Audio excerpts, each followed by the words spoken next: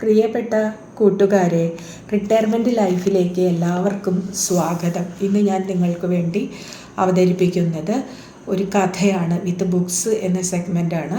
അപ്പോൾ നമ്മൾ സാറ ജോസഫിൻ്റെ ഒരു കഥയാണ് അവതരിപ്പിക്കുന്നത്. കഥയുടെ പേര് വയ്ക്കുന്നതും വിളമ്പുന്നതും.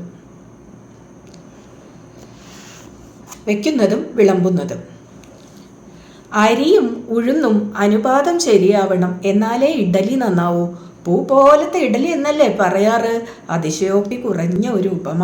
ഭക്ഷണം ഉണ്ടാക്കുന്നത് മാത്രമല്ല, വിളമ്പുന്നതും ഒരു കലയാണ്. വിജയലക്ഷ്മി വിചാരിക്കുകയാണ്. ഒന്നാന്തരം കലാകാരിയാണ്, ഒന്നാന്തരം ഭക്ഷണം ഉണ്ടാക്കുന്നവൾ. ഒന്നാന്തരം ഒരു ശില്പം ഉണ്ടാക്കുന്നത് മാത്രമല്ല, ചിത്രം വരയ്ക്കുന്നത് മാത്രമല്ല, കവിത എഴുതുന്നത് മാത്രമല്ല, പാട്ട് പാടുന്നത് മാത്രമല്ല, നൃത്തം ചെയ്യുന്നത് മാത്രമല്ല, പല പല രുചികളിൽ, പല നിറങ്ങളിൽ വിസ്മയകരമായ ഭക്ഷണം ഉണ്ടാക്കുന്നതും ഒരു കലയാണ്. എല്ലാ പാചകക്കാരും കലാകാരരല്ല, എല്ലാ കവിത എഴുത്തുകാരും കവികളല്ലല്ലോ. ഏതു കലയുടെ പോഷണത്തിനും അഭ്യാസം ആവശ്യമാണ്. വിജയലക്ഷ്മി ഊറിച്ചിരിക്കുന്നു. പാട്ട് സാധകം ചെയ്യാതിരിക്കാം, പാചകകല സാധകം ചെയ്തില്ലെങ്കിൽ എന്തായി പോകും അവസ്ഥ? ഞാൻ അത്രയ്ക്ക് മികച്ച ഒരു പാചക കലാകാരിയല്ല. പക്ഷേ നിത്യാഭ്യാസം കൊണ്ട് ഉറച്ചു കിട്ടിയ ചില മികവുകളും എൻ്റെ കലയ്ക്കുണ്ട്. പരീക്ഷണങ്ങളിലൂടെ പുതുരുചികൾ സൃഷ്ടിക്കാൻ ഞാൻ ശ്രമിക്കുന്നു. ആനന്ദത്തോടെ, ആവേശത്തോടെ പലതും വിജയിക്കുന്നു. ലോകം അറിയുന്നില്ലായിരിക്കാം, എങ്കിലും ഞാൻ കലാകാരിയാണ്. ഒരു കലാകാരിയുടെ അഭിമാനത്തോടെയാണ് വിജയലക്ഷ്മി അടുക്കളയിൽ നടന്നത്. തല ഉയർത്തിപ്പിടിച്ച്, നെഞ്ചു വിരിച്ച്, മൂളിപ്പാട്ടോടെ. ചിലപ്പോഴൊക്കെ പാട്ടിനൊത്ത് നൃത്തം ചെയ്ത്, കൈലുകളോ സ്പൂണുകളോ കത്തികളോ പാത്രങ്ങളോ പച്ചക്കറികളോ എടുത്തിളക്കിക്കൊണ്ട്, വെള്ളം നിറച്ച പാത്രങ്ങളിൽ കൊട്ടി ജലതരംഗമിട്ട്. വിജയലക്ഷ്മിയുടെ ഭർത്താവാണ് കൃഷ്ണകുമാർ. കൃഷ്ണകുമാർ P&Eയിൽ ജോലി ചെയ്യുന്നു.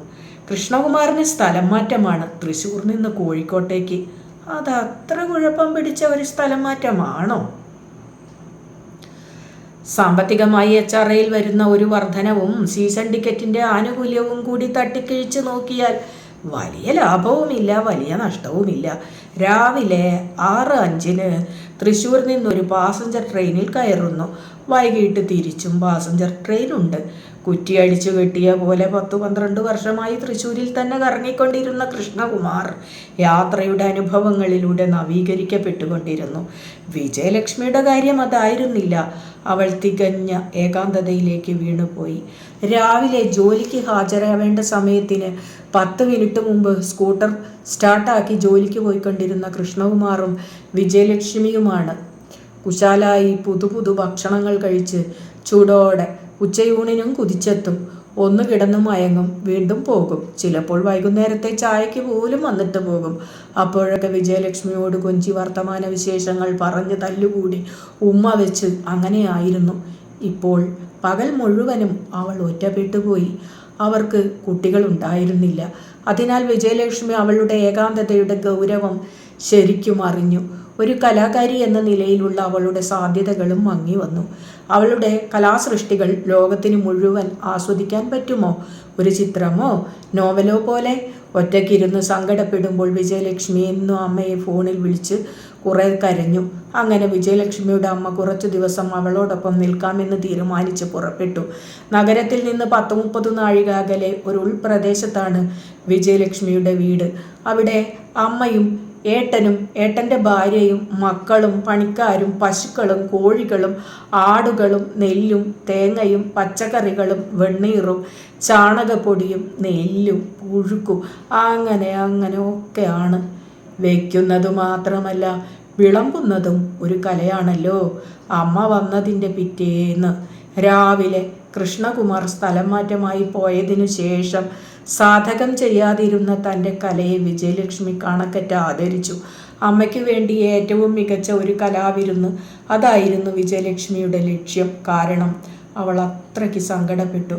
അമ്മയും ഏടത്തിയമ്മയും ഇഡ്ഡലി പ്രിയകളാണ്. വിജയലക്ഷ്മി ഇഡ്ഡലി ഉണ്ടാക്കി. വിളമ്പലിൻ്റെ സൗന്ദര്യം എങ്ങനെ അമ്മയെ അനുഭവിപ്പിക്കാം? വിജയലക്ഷ്മിയുടെ ഊൺമേശയ്ക്ക് ഓവലാകൃതിയാണ്. ഈട്ടിമരം കൊണ്ട് ഉണ്ടാക്കിയതാണ്, കറുത്ത് മിന്നുന്നു. വിജയലക്ഷ്മി ഇളം പച്ച നിറമുള്ള ടേബിൾ മാറ്റുകൾ നിരത്തി. ചുവന്ന മൺചട്ടിയിൽ ഇഡലി നിറച്ചു വെച്ചു. ലാ ഒബാലയുടെ ടീസെറ്റ്, അരികിന് എംബ്രോയ്ഡറിയുള്ള നാപ്കിനുകൾ കോണാകൃതിയിൽ മടക്കി ചൂരലിൻ്റെ ഒരു തോണിയിൽ അശ്രദ്ധമായിട്ടു. ബോൺ ചൈനയുടെ ഒരു ബൗളിൽ കുറുകുറുന്നനെയുള്ള ചട്നി, വേറൊന്നിൽ സാമ്പാർ. മേശയുടെ ഒരറ്റത്തായി നീല നിറമുള്ള പോഴ്സലൈൻ ജാറിൽ ഒരു കെട്ട് വെളുത്ത റോസാപ്പൂക്കൾ, ഓർഗാൻഡി തുണി കൊണ്ടുണ്ടാക്കിയത്. വെള്ളിക്കരണ്ടികൾ, പഴം നിറച്ച ചൂരൽക്കൂട. അമ്മ വിസ്മയിച്ചു. ഇഡലി വെച്ച മൺചട്ടി ചൂണ്ടിക്കാട്ടി. ഇതെന്താണ് ചട്ടിയും കലോ? സ്റ്റീലും പാത്രമില്ലേ നിനക്ക്? അമ്മ ചോദിച്ചു. വിജയലക്ഷ്മിയുടെ ചുണ്ടത്ത് അമ്മയോട് പാവം തോന്നിയ ചിരി വിരിഞ്ഞു. ലാ ഒപാലെ, ബോൺ ചൈന, പോഴ്സലൈൻ. വിജയലക്ഷ്മിയിലെ കലാകാരി എത്ര നേരം തിരഞ്ഞിട്ടാണ് ടീസെറ്റും ഡിന്നർ സെറ്റും വാങ്ങിച്ചത്. കൃഷ്ണകുമാർ തന്നില്ല. ഒരു വള ഊരി പണയം വെച്ചു. അത്രയ്ക്ക് മോഹം തോന്നി. വനിതയുടെയും ഗൃഹലക്ഷ്മിയുടെയും 4 കൊല്ലത്തെ ലക്കങ്ങൾ മുഴുവനും പരിശോധിച്ച ശേഷമാണ് തിരഞ്ഞെടുപ്പ് നടത്തിയത്. അമ്മയ്ക്ക് അതൊക്കെ വെറും ചട്ടിയും കൊട്ടയും കാലവും. സാരമില്ല, അമ്മയ്ക്ക് ഇതൊന്നും ശീലമില്ലല്ലോ. വിജയലക്ഷ്മിക്ക് വൃത്തിയും വെടിപ്പുമുണ്ടെന്ന് അമ്മ സമ്മതിച്ചു. അമ്മ കഴിക്കാനിരുന്നപ്പോൾ വിജയലക്ഷ്മി അമ്മയുടെ മടിയിൽ നാപ്കിൻ വിരിച്ചു. അതെന്താണെന്നും എന്തിനാണെന്നും അമ്മ വിജയലക്ഷ്മിയുടെ മുഖത്ത് നോക്കി. വിജയലക്ഷ്മി കുഞ്ഞിനെ പോലെ ചിരിച്ചു കാണിച്ചു. എന്തായാലും ഒരു തുണിയല്ലേ, കിടന്നോട്ടെ എന്ന് അമ്മയും ചിരിച്ചു. ലാ ഓപ്പാലയിൽ ഇഡലി എടുത്തു വെച്ചപ്പോൾ പാത്രത്തിൻ്റെ വെണ്മ കൊണ്ട് ഇഡലിക്കൊരു മഞ്ഞളിപ്പ് വന്നു. ചുവന്ന മൺചട്ടിയിലിരിക്കുമ്പോൾ അത് പ്രകടമായിരുന്നില്ല. വിജയലക്ഷ്മി നാക്ക് കടിച്ചുപോയി. ഇഡലിക്ക് ലാ ഓപ്പാലെ ചേരില്ല. പരന്ന മൺപ്ലേറ്റുകൾ എടുത്താൽ മതിയായിരുന്നു. മൺപ്ലേറ്റുകളുടെ അരികുകൾ കാണാത്ത വിധം വട്ടത്തിൽ വെട്ടിയെടുത്ത ഇല വിരിച്ച് അതിലാണ് ഇഡലി വിളമ്പേണ്ടിയിരുന്നത്. മേശപ്പുറത്ത് ചുവന്ന മൺപാത്രങ്ങളും ചൂരൽ പാത്രങ്ങളും മാത്രം മതിയായിരുന്നു. പോഴ്സലൈൻ ജാറിൻ്റെ സ്ഥാനത്ത് മുളയുടെ കുറ്റി കൊണ്ടുണ്ടാക്കിയ പൂപാത്രം മതിയായിരുന്നു. ടീസെറ്റ് അമ്മയെ കാണിക്കാനുള്ള ആവേശത്തിൽ സൗന്ദര്യബോധം നശിച്ചു. ലാ ഓപ്പാലയ്ക്ക് ചേരുക noodles, pulao, biryani, fried rice, cutlet തുടങ്ങിയവയാണ്. കളർഫുള്ളായവ. ഇതിനൊന്നും ഹോം സയൻസ് പഠിച്ചിട്ട് കിട്ടിയ തിരിച്ചറിവ് വേണ്ട. വിജയലക്ഷ്മിയിലെ കലാകാരി അതൃപ്തയായി നോക്കി നിൽക്കെ അമ്മ ഇഡലിയിൽ കൈവച്ചു. വെത കഴിഞ്ഞ അന്ന് തന്നെ ഞാനിങ്ങോട്ട് പുറപ്പെട്ടു. വലിയ തിരക്ക് ഒഴിഞ്ഞൂലോ. പുല്ല് വലിയ ആവുമ്പോൾ എത്തിയാൽ മതിയെന്ന് നിൻ്റെ ഏട്ടനും പറഞ്ഞു. അതുവരെയൊന്നും ഞാൻ നിൽക്കണില്ല. എൻ്റെ പശുക്കളുടെ കാര്യം ആകെ കുഴയും. അമ്മ ഇഡലിയുടെ മീതെ വിരൽ കൊണ്ട് കുത്തി നോക്കി. വെള്ളിക്കരണ്ടി എടുത്ത് ചട്നിയിലെ പൊടിയായി അരിഞ്ഞിട്ട മല്ലിയില നീക്കി. ഇത് വായ വയ്ക്കാൻ കൊള്ളില്ലല്ലോ വിജയേ. ഇപ്പോഴും നല്ലോണം ഉണ്ടാക്കി തിന്നാൻ പഠിച്ചിട്ടില്ലേ നീ? ഇങ്ങനെയാ നമ്മളോടത്തെ ഇഡലിയും ചട്നിയും? പഴയ ഒരു ദൃശ്യം വിജയലക്ഷ്മിയുടെ ഓർമ്മയിൽ. ഇലച്ചീന്തിന് കടും പച്ച, ഇഡലി തൂവെള്ള, ഇളം ചുവപ്പ് ചട്നി, മീതെ പൊന്തിക്കിടക്കുന്ന കറുത്ത കടുകുമണികൾ, ഇരുണ്ട ചുവപ്പു നിറത്തിൽ വറ്റൽമുളക്, കരിമ്പച്ച വേപ്പില. ഇലച്ചീന്തിൻ്റെ തലയ്ക്കൽ പാലക്കാട്ടുകാർ കാന്തി എന്ന് വിളിക്കുന്ന കടും ചുവപ്പ് ഉള്ളിച്ചമ്മന്തി. വെളിച്ചെണ്ണയിൽ കുഴഞ്ഞ പൊടി, സ്റ്റീൽ ഗ്ലാസ്സിൽ ആവി പൊന്തുന്ന സ്വർണ്ണ നിറമായ ചായ. പഴയ ദൃശ്യം വിജയലക്ഷ്മിയുടെ ഓർമ്മയിൽ അലിഞ്ഞുമായുന്നു. പകരം പഴയ അരോമ പൊന്തുന്നു. ഇല വാട്ടുന്ന മണം, കടുക് വറുത്തിട്ട മണം, വെന്ത ഉഴുന്നിൻ്റെ മണം, ഉള്ളിയുടെ മണം, ചായ വേവുന്ന മണം. വിജയലക്ഷ്മി അസ്വസ്ഥയായി. എന്താവോ, ഞാൻ ഇഡലി ഉണ്ടാക്കിയാൽ ശരിയാവണില്ല. വിജയലക്ഷ്മി അമ്മയെ ചാരി നിന്നു. അമ്മ അപ്പോൾ ഒന്നും പറഞ്ഞില്ല. പക്ഷേ തുടർന്ന് എന്തുണ്ടാക്കി കൊടുത്താലും കുറ്റം പറയാൻ തുടങ്ങി. മുളകിന് എരിവില്ല, മല്ലിക്ക് രുചിയില്ല, ഉള്ളിക്ക് മണമില്ല, വേപ്പിലയല്ല, പരിപ്പല്ല, അരി കൊള്ളില്ല. വിജയലക്ഷ്മി ചിന്തിച്ചു. അരി കൊള്ളില്ലാത്തതാവുന്നത് എങ്ങനെ? കുറിഞ്ചാത്തൻ എന്നു പേരുള്ള ചെള്ള് വിജയലക്ഷ്മിയുടെ വീടിൻ്റെ ചുവരിലൊക്കെ പറ്റിപ്പിടിച്ചിരിക്കുകയാണ്. ചുവരിൽ, മരസാമാനങ്ങളിൽ, ഉടുതുണിയിൽ, കിടക്കയിൽ, അലമാരയിൽ, നിലത്ത് പറ്റിപ്പിടിച്ചിരിക്കുന്നു.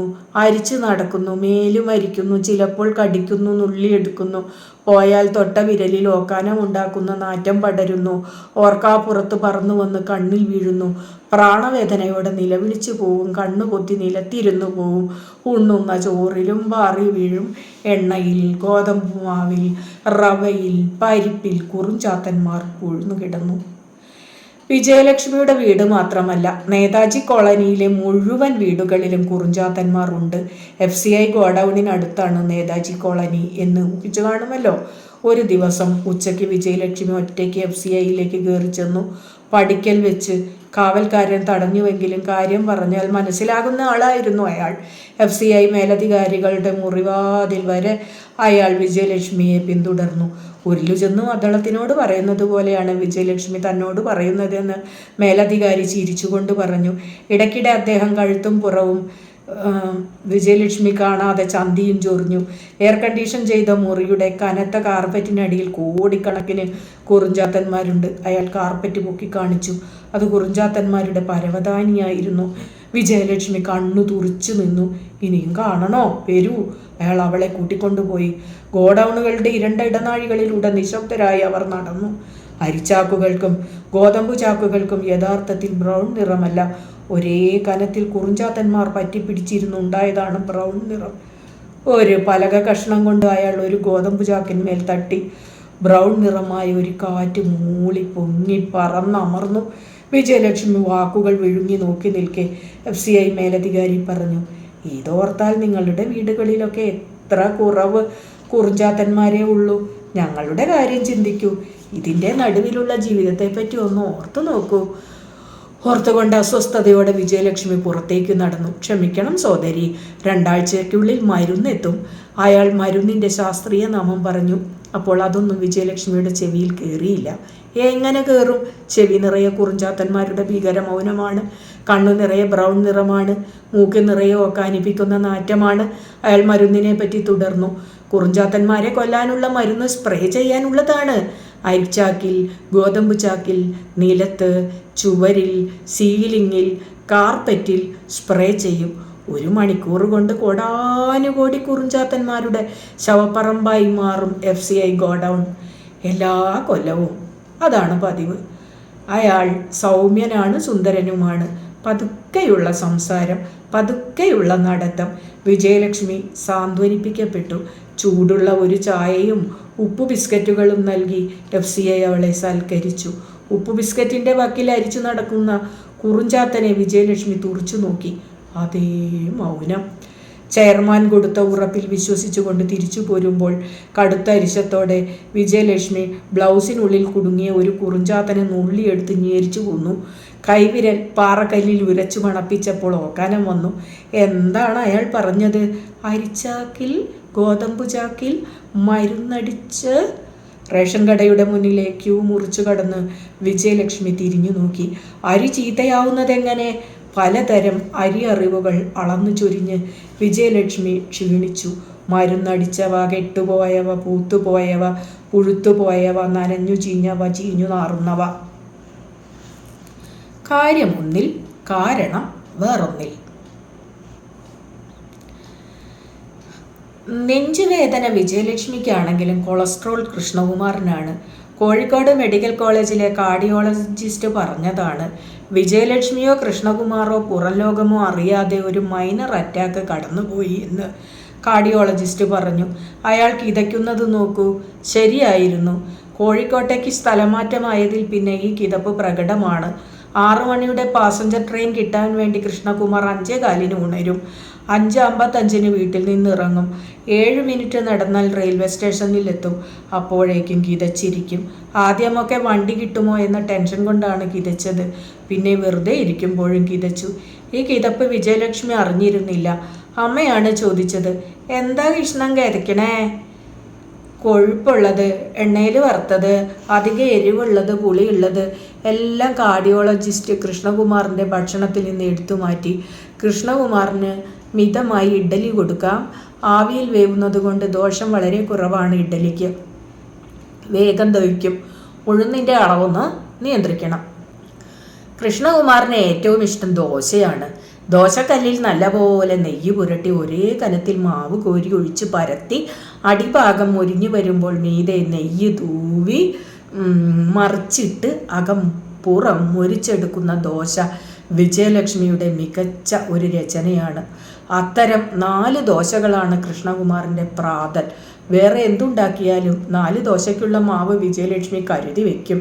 കൃഷ്ണകുമാറിന് ഇഷ്ടമുള്ളത് പാചകം ചെയ്തു കൊടുക്കുന്ന ഭാര്യയായിരുന്നു വിജയലക്ഷ്മി. വിജയലക്ഷ്മിയുടെ രചനകളുടെ ഏറ്റവും മികച്ച ആസ്വാദകൻ ആയിരുന്നു കൃഷ്ണകുമാർ. എന്തുണ്ടാക്കി കൊടുത്താലും കുറ്റം പറഞ്ഞ് രസിക്കുന്ന തരം ഭർത്താവായിരുന്നില്ല അയാൾ. ഭക്ഷണം അയാളെ ആനന്ദിപ്പിച്ചിരുന്നു. രുചിയുള്ള ഭക്ഷണം കഴിച്ച് സന്തോഷിക്കുകയും സന്തോഷം പല രൂപങ്ങളിൽ കെട്ടിപ്പിടുത്തമായും ഉമ്മകളായും മറ്റും മടി കൂടാതെ പ്രകടിപ്പിക്കുകയും ചെയ്തു. ദാമ്പത്യത്തിലെ വലിയ രുചി വിജയലക്ഷ്മിക്ക് അതായിരുന്നു. അവരങ്ങനെ ഭക്ഷണമുണ്ടാക്കിയും കഴിച്ചും ആനന്ദിച്ചും കെട്ടിപ്പിടിച്ചും ഉമ്മ വെച്ചും ജീവിക്കുന്നതിനിടയിലാണ് മൈനർ അറ്റാക്ക് വന്നുപോയത്. കൃഷ്ണകുമാറിന് ജീവിതം വിരസമായി തുടങ്ങി. ദോശകളില്ലാത്ത പ്രഭാതത്തിൽ അയാൾ മുഷികോടൻ ഗുളികകൾ തിന്നു. പുട്ടും കടലയും അയാൾക്കിഷ്ടമില്ല. പൂരി എണ്ണയിലുണ്ടാക്കുന്നതാണ്. രാവിലെ ചപ്പാത്തി വയ്യ. ഈസ്റ്റ് ചേർത്തുണ്ടാക്കുന്ന അപ്പം ഗ്യാസ് ട്രബിൾ വരുത്തും. ഉപ്പുമാവ്, കൊഴുക്കട്ട ഇതൊന്നും കൃഷ്ണകുമാർ കഴിക്കില്ല. കഞ്ഞി കുടിച്ച് അയാൾക്ക് ശീലമില്ല. ഇപ്പോൾ വിജയലക്ഷ്മി ലാ ഓപാലെ പുറത്തെടുക്കാറില്ല. Pulao, biryani, fried rice, cutlet ഒന്നും ഉണ്ടാക്കാറുമില്ല. എണ്ണ പുരട്ടാതെ നോൺ സ്റ്റിക്ക് പാനിൽ ദോശ ചുട്ടു തരട്ടെ? വിജയലക്ഷ്മി ചോദിച്ചു. കൃഷ്ണകുമാർ ചുണ്ടുകൂട്ടി. എണ്ണയില്ലാത്ത മൊരിച്ചിൽ ഒരു കള്ള മൊരിച്ചിലാണ്. എനിക്ക് വേണ്ട. ദോശയില്ലെങ്കിൽ വേദ ഇഡലിയാണ്. എന്ത് ചെയ്തിട്ടും വിജയലക്ഷ്മി ഇഡലി ഉണ്ടാക്കി വിജയിക്കുന്നില്ല. ഇഡലി വഴങ്ങാത്തത് എന്തുകൊണ്ടെന്ന് വിജയലക്ഷ്മി ചിന്തിക്കുന്നു. മലയാളിയുടെ പ്രഭാത ഭക്ഷണങ്ങളിലെ ഒരു മുഖ്യ ഇനമാണ് ഇഡ്ഡലി. പഞ്ചനക്ഷത്ര ഹോട്ടലുകൾ മുതൽ തട്ടുകടകൾ വരെയും കുടിൽ തൊട്ട് കൊട്ടാരം വരെയും ഈ പലഹാരം സ്ഥാനം പിടിച്ചിരിക്കുന്നു. അധികം ചിലവില്ലാതെ ഉണ്ടാക്കാം. അരിയും ഉഴുന്നും കുതിർത്തരച്ച് ആവിയിൽ വേവിച്ചെടുക്കുന്ന പലഹാരം. ഗുരുത്വം കുറയും. വയറ്റിനു നന്ന് എന്ന് നിഘണ്ടു സാക്ഷ്യപ്പെടുത്തുന്നു. ഇഡ്ഡലി, ഇഡ്ഡലി, ഇഡ്ഡലി, ഇള്ളലി എന്നീ പേരുകൾക്ക് പുറമെ തൃശ്ശൂർ പ്രദേശത്ത് ഇഡ്ഡലി എന്നും വിളിക്കപ്പെടുന്നു. ഈ പലഹാരത്തിന് ജാതിഭേദമില്ല. ഓരോ ജാതിക്കും അവരവരുടേതായ സ്വന്തം പലഹാരങ്ങൾ ഉണ്ട്. പാത്തിരി മുസ്ലിം, കൊഴുക്കട്ട ഹിന്ദു, കള്ളപ്പം ക്രിസ്ത്യാനി. എല്ലാ ജാതിക്കാരും പരസ്പരം ഇതൊക്കെ ഉണ്ടാക്കി തിന്നു നോക്കാറുമുണ്ട്. എന്നാൽ ഇഡ്ഡലി ഒരു പൊതു പലഹാരമാണ്. ഇത് തമിഴ്നാട്ടിൽ നിന്ന് വന്നതാണെന്ന് പറയുന്നു. ഇഡ്ഡലി, വട, സാമ്പാർ തമിഴരുടെ ഒരു രീതിയാണ്. പുട്ടും കടലയും പോലെയോ കപ്പയും മീനും പോലെയോ തനത് എന്ന് പറയാവുന്ന ഒരു ഭക്ഷണമല്ലാത്തത് കൊണ്ട് ഇഡ്ഡലിയുടെ നിർമ്മാണത്തിൽ നമുക്കല്പം വൈഭവം കുറഞ്ഞിരിക്കാം. പാചക കലാകാരരുടെ മോഹം രാമശ്ശേരി ഇഡ്ഡലി ഉണ്ടാക്കാനാണെങ്കിലും സർഗപരമായി വിജയിക്കാറില്ല. ഇത്രയൊക്കെ വിവരങ്ങൾ ഉള്ളിൽ വെച്ചുകൊണ്ടാണ് വിജയലക്ഷ്മി പരീക്ഷണങ്ങൾ തുടരുന്നത്. പല പല നിർദ്ദേശങ്ങൾ. അരിയും ഉഴുന്നും വെള്ളത്തിലിടുമ്പോൾ 1 സ്പൂൺ ഉലുവ കൂടി ഇട്ട് നോക്കൂ. പകുതി പച്ചരിയും പകുതി പുഴുക്കലരിയുമാക്കി നോക്കൂ. മാവരയ്ക്കുമ്പോൾ 1 കയ്യിൽ ചോറ് ചേർത്തരച്ചോളൂ. മിക്സിയിലാണോ അരയ്ക്കുന്നത്? വെറുതെ അല്ല ഇഡ്ഡലി നന്നാവാത്തത്. ഗ്രൈൻഡർ വാങ്ങൂ. വിജി എന്തിനാ ഇങ്ങനെ കഷ്ടപ്പെടുന്നത്? സൂപ്പർ മാർക്കറ്റിൽ ഇഡ്ഡലി ഉണ്ടാക്കാനുള്ള ഒന്നാന്തരം പൊടി കിട്ടും. വെറുതെ കലക്കി വെക്കേ വേണ്ടു. ഇതുവരെ ഞാൻ തിന്നിട്ടില്ല എത്ര നല്ല ഇഡ്ഡലി. എല്ലാ പരീക്ഷണങ്ങളുടെയും ഒടുവിൽ ലാ ഓപ്പാലയിൽ ഇഡ്ഡലി മഞ്ഞളിക്കുന്നു. വിജയലക്ഷ്മിയുടെ അമ്മയുടെ പരീക്ഷണങ്ങൾ പോലും പരാജയപ്പെടുന്നു. അമ്മ പറഞ്ഞു, എത്ര ദിവസം എനിക്കിവിടെ നിൽക്കാൻ പറ്റൂ? പുല്ലുവലിക്കോ പോയില്ല, അപ്പോൾ കൊയ്ത്തായി. ഇനി ഞാൻ അവിടെ ഇല്ലെങ്കിൽ ശരിയാവില്ല. കൊയ്ത്ത് കഴിഞ്ഞാൽ ഏട്ടനെയും കൂട്ടി ഞാൻ വരാം.